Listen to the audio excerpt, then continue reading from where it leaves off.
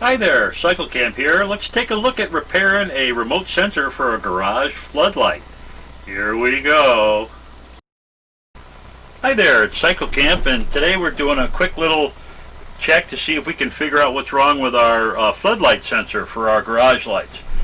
Basically, the floodlights come on all the time, and they don't take into account whether or not the sun is shining or not.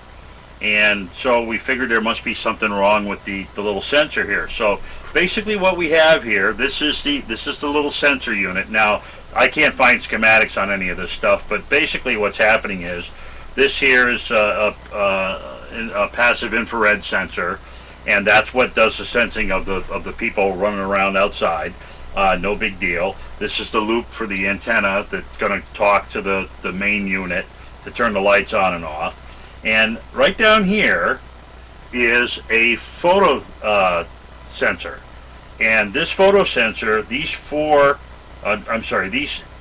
set of contacts, these are just anchoring the case, but these three contacts are to a switch, and on one side of the switch it's nighttime, and on the other side of the switch it's turn them on 24 hours a day.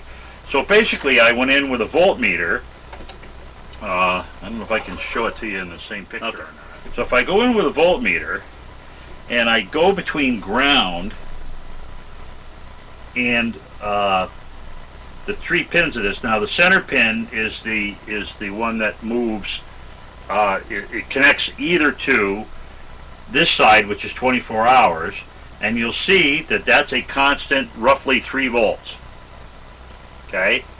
So if this thing is seeing 3 volts, it's saying, oh, it's okay, turn the light on if the sensor goes on.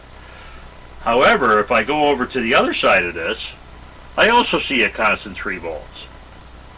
Now the way these circuits work is the let me come back down here again. I'll come down even closer so you can see better.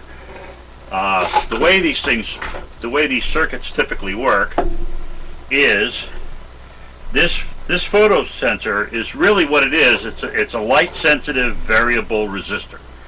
So this little sensor, when it is in the dark, it has a very high resistance, and when the light is shining brightly on it, it has a very low resistance. So basically what they're doing is they've got this thing tied in to through a resistor, and when the light is hitting this hard, this drops the voltage, and the voltage that we see at this pin of the switch should go lower, which says no, inhibit, don't turn the light on because it's dark out. I'm sorry, because it's light out. So don't turn this on when this is low. It says you're inhibited. Don't turn the light on because it's still bright outside. So I tested this little sensor, and there's no change in it at all, no matter how much light you throw at it. And I flipped it over, and I just for giggles, sorry,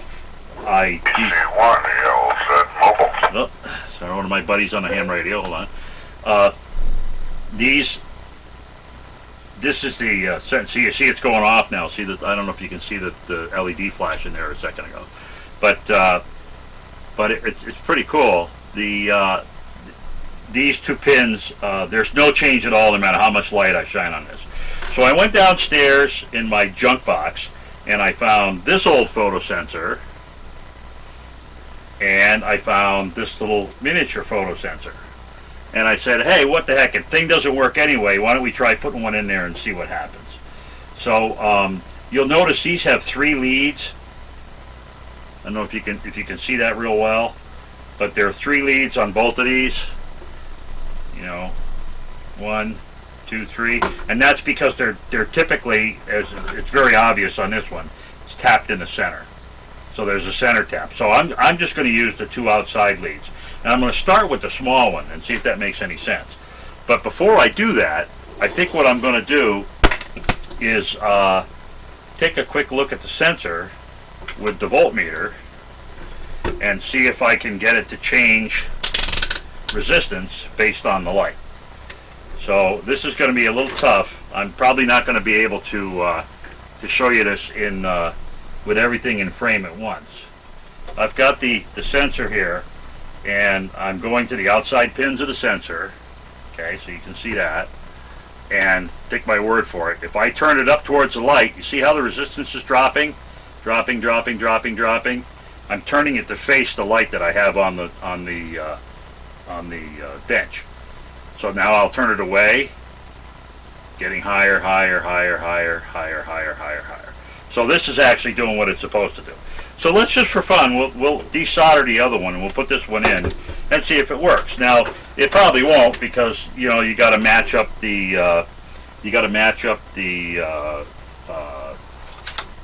initial resistance and all that stuff. But it's something to do. Keeps you busy. So I'm going to desolder this. I'm probably going to do this off camera, because this is really hard to see. But so if this flips out all of a sudden, you'll know that I changed my mind and I decided to not show. So what I'm going to do is take this other one that I have and just kind of snip that third pin off it, and then we'll see if we can get it into that hole. First I got to clean the holes out, so we'll just skip all of this stuff here and go right back to the other junk. I don't think these are, that'd be really, oh man, they're really close to lining up. Not perfect, but not bad. Yeah, so I actually got it set in there. Huh, I'll be damned. So, of course, do we have enough lead on it to get it to stay? I don't know. I use a very, very thin solder for most of the stuff that I do. Give me a second, I gotta clean the tip of this. I use a very thin solder, especially for this small stuff, and it makes it a lot easier to deal with. And the tip on this soldering iron is just about done, so I will have to do something with that. Turn that, okay, and then we're just gonna put a little spritz of solder on there. Yeah, you can still see that sorta.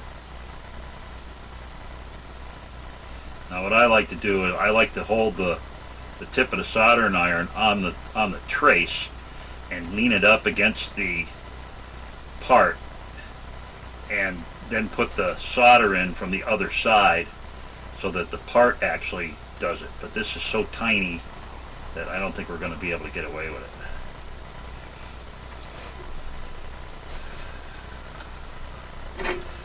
I can just barely see the lead in the solder hole here, so I'm going to turn this over and let gravity help me out a little bit. I had it up before because I didn't want the part falling out of the board. Let's try this again.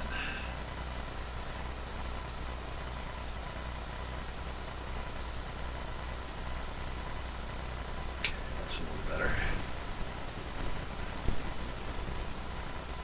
I've got a few of these downstairs, so if I mess it up, I can always go do it again. And if that happens, I won't show it to you. Okay, so now that thing is in there, I'm going to just do a quick check with the meter and make sure I haven't destroyed the part. Does it still have continuity?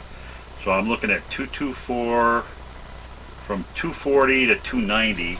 Let's shut the light off and see if it goes up. Oh yeah, it went up to 356. Yeah, so we're up to 3. Went up a little, not a huge amount, and that makes sense because it's on the back side of the board, so it wasn't getting that much direct light to start with. Okay, so let's take this thing out of the clamp, and we'll throw it in the. We'll throw it down here, and now let's use the. We'll do what we did before. We'll take a look at the. Put the battery in here. And then we will look at the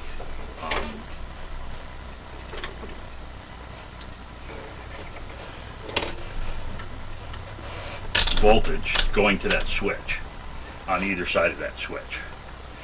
So that's backwards. Turn that over. I'll turn my meter over so you can see it in the proper orientation. Okay. So here is the run all the time, and the run all the time is running right around 3 volts. Here is the center conductor. He's running right around 3 volts. And here is the don't run if it's dark out. Now you'll notice this one is down at 230. Before it was at 3. So let's turn the light on even higher. Position this on it, because you know these are just weak lamps. So let's put this here. Yeah, you'll see now we're down to 0.9 volts as opposed to the run all the time, which is at 3 volts, which is supply voltage, by the way. It runs on 2 AA batteries. So I don't know if this is enough to do it, but it's definitely making a change. So if I switch the switch now, before the switch was set to nighttime, I mean to all the time. So this is, again, this is all the time. The all the time level. So it dropped a little bit, but not much. Here is the sensor input, and here is the common input. So you know it is tracking, so we know we've got continuity through the switch. And now we've dropped down to 1.49 volts, where before we were at. Let me switch it. Let's switch it over. Here's what the center looks like if it's switched over, and it's right around 3 volts, 2.99 volts. So we've made an improvement. Don't know if it's fixed, but we definitely have made an improvement. So let's put it all back together and see what happens.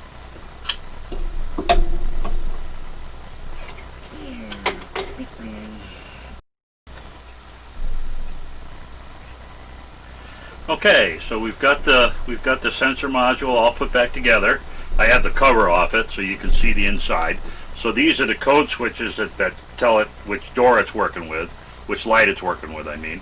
And then this is the switch that does day, night, and just night. So it's very difficult to read, but on this side it's day and night, and on this side it's night only. So what we're going to do is we're going to throw the battery, we're going to leave it to day night. So then that says run all the time. I don't care if you see stuff, do it. We're gonna put the batteries back in, and then we're going to open this little secret super secret trap door on the bottom here, and we're going to let it. It takes it a minute to get to where it wants to detect stuff. And basically, I'm just going to tip it a little bit. And what should happen is, eventually, it should set itself so that it's gonna. Yeah, there it goes. See the flashing? I don't know if you can see that. So, yeah, you can see it. So it is now. They'll just that 3 set of flashes says, "Ooh, I've detected motion." So if I hold it real still, it shuts off, and then if I tip it, it says, "Oop, I detected some motion." And up in the light, it sends a command here. This says 5 minutes, 1 minute, or test. And test says just turn on all the time. But you can see that in the day-night mode, it's triggering all the time here. So let's take the batteries back out, and let's set it to night only, and see what happens. And of course the question is there enough light in the room? I'm going to turn my big light on again. Unfortunately, it might swamp out the LED, so I'm going to try to keep the LED nice. Okay, so I'm going to tip it. Nothing. Right? So the question is, well, is it really seeing the light, or is this just something else wrong? So there's a whoops. Yeah, see. Now I may have tipped it enough for the light to to not get at the sensor. So we'll see. But she's blinking away there. So Okay, so I'm going to let you know what's going on here. It turns out I made a mistake, and the light on the bottom only indicates when the sensor detects motion. It does not actually say turn the light on. It just says, yep, the sensor is working and we're detecting motion. So at this point, I thought that we had a bad fix because the light was going on even when we said, hey, don't turn the light on when it's daylight. I felt real bad about that, but in the next section we'll talk a little bit more about it. Well, happy day, I lied. It turns out the LED on the bottom of that sensor just indicates that the sensor has been tripped. It does not actually indicate that it's sending a command to the light to turn on and off. I decided to take the sensor outside and try it in daylight, and sure enough, even though the light was flashing, when it was set to night only mode, the floodlight on the garage would not come on. So we have successfully fixed it. We had a great success. Hope you enjoyed this. Hope you learned a little bit more about how these sensors work. And thanks for tuning in. Have a great afternoon.